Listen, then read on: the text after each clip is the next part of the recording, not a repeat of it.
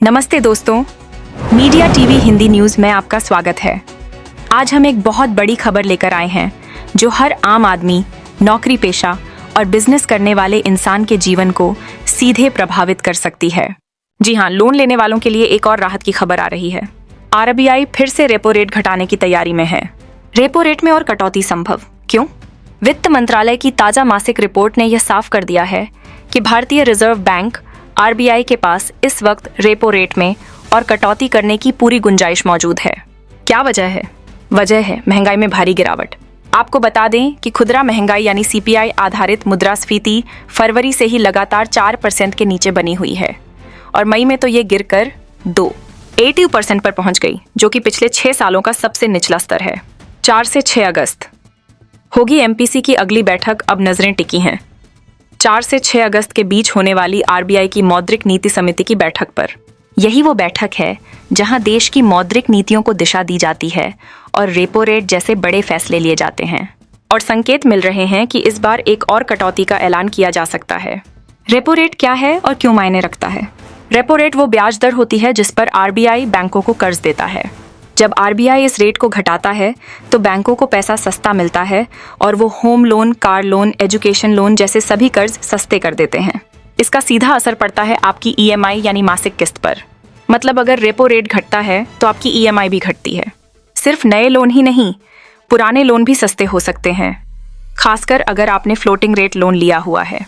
अब तक 1% की कटौती हो चुकी है और उम्मीद बाकी है इस साल फरवरी से जून के बीच आरबीआई ने कुल 1% की कटौती पहले ही कर दी है।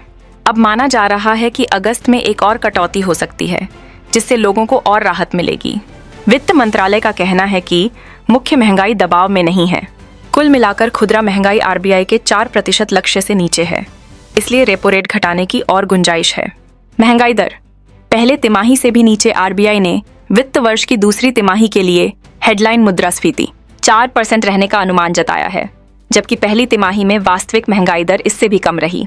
सरकार की आरबीआई को जिम्मेदारी है कि महंगाई दर को 2% से 6% के बीच में रखा जाए, औसतन 4% के लक्ष्य के साथ।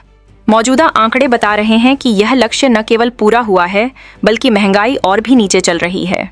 तेल की कीमतों पर भी राहत की उम्मीद। अब जरा एक और खुशखबरी। ओपेक और उसके सहयोगी देशों ने अगस्त महीने में तेल उत्पादन में 44 लाख बैरल प्रतिदिन की बढ़ोतरी कर दी है। इसका मतलब यह है कि वैश्विक कच्चे तेल की कीमतों में और गिरावट आ सकती है।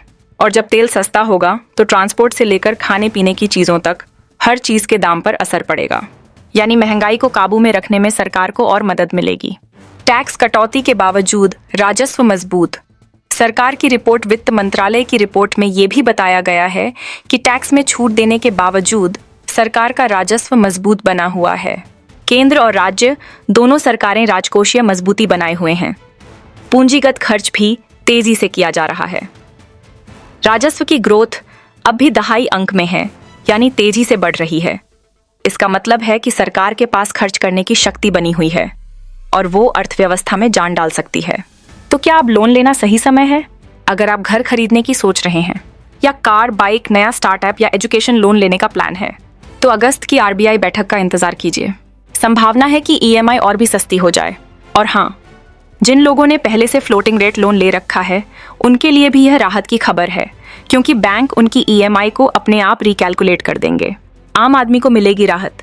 तो कुल मिलाकर ये कहा जा सकता है कि कम महंगाई प्लस तेल की कीमतों में राहत प्लस मजबूत राजस्व और सस्ता कर्ज।